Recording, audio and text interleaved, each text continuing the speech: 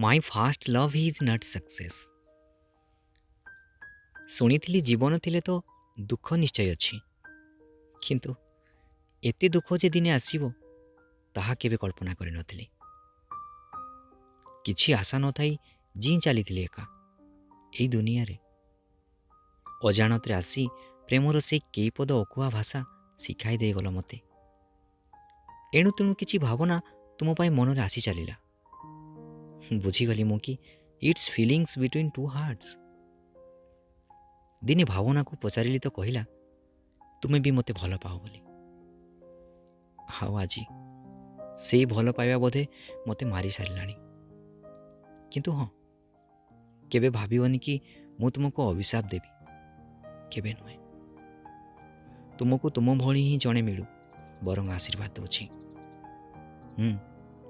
ଆଶୀର୍ବାଦ ଦେଉଛି।